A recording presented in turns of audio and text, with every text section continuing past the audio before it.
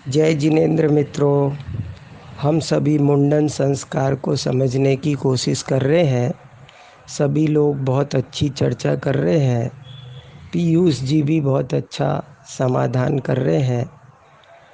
फिर भी मुझसे भी अपेक्षा की गई है कि मैं भी अपने विचार व्यक्त करूं, तो मैं भी संक्षेप में इस बारे में अपने विचार व्यक्त करता हूं। यद्यपि इस विषय में मैं आप सबके साथ में थोड़ी विस्तार के साथ चर्चा करना चाहता हूँ, क्योंकि ये विषय हम सभी साथियों के लिए कुछ अलग हट कर के है। हमारे रोज़ाना के चिंतन वाला ये विषय नहीं है। खैर,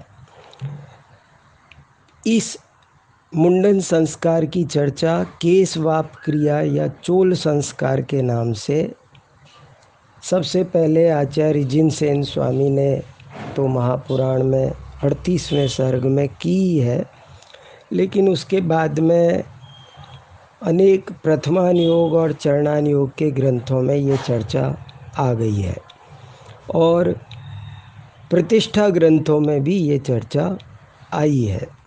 मैं सभी का अवलोकन कर रहा हूँ, देख रहा हूँ, पढ़ रहा हूँ और जो कुछ मैं समझा हूँ उसे मैं बहुत संक्षेप में आपके सामने रख रहा हूँ।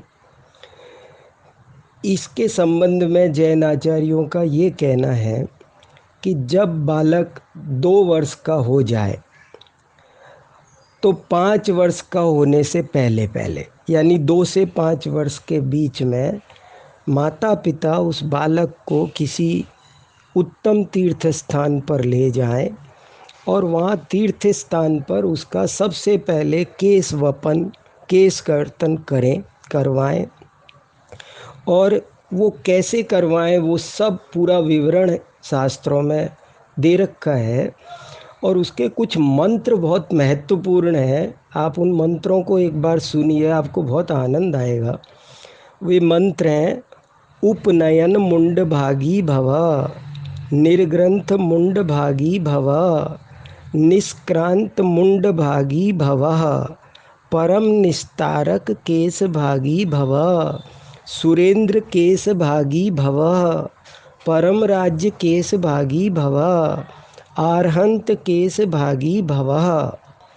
इनका अर्थ ये है कि माता पिता ये भावना भाते हैं उस समय कि हे पुत्र, आज हम तेरे बाल यहाँ पर तीर्थ पर कैंची से नाई द्वारा कटवा रहे हैं, लेकिन हमारी भावना है कि जीवन में एक दिन ऐसा अवश्य आना चाहिए कि जब तू स्वयं अपने हाथों से अपना केश लॉन्च करे, तू मुंडक बने, निर्ग्रंथ मुनि बने, तू दीक्षा धारण करे, तेरे केशों के साथ वो काम हो जो अरिहंत के तीर्थंकरों के केशों के साथ होता है।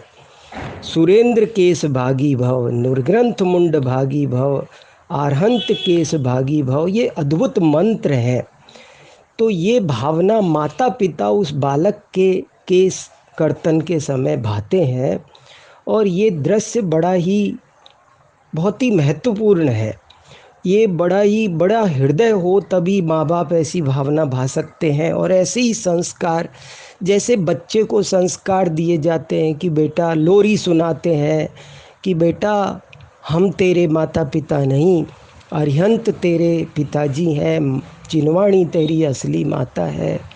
ऐसे ही उस बालक पर ये संस्कार किए जाते हैं कि बेटा, आज तो हमने तुम्हारे लिए, तुम बच्चे हो इसलिए ऐसा किया, लेकिन एक दिन जीवन में ऐसा ज़रूर आना चाहिए जब तुम घर छोड़कर वन में जाओ और स्वयं अपने हाथों से अपना केश लॉन्च करो, तुम मुंडक बनो, निर्ग्रंथ बनो, अरिहंत बनो, सिद्ध बनो, तीर्थंकर बनो। इस तरह की भावना भाई जाती है और ये भावना ही सब कुछ है। ये भावना का ही सबसे बड़ा महत्व है। जिस प्रकार पत्थर की शिला संस्कारों से भगवान बन जाती है, ठीक इसी तरह बच्चे पर इस तरह के संस्कार किए जाते हैं।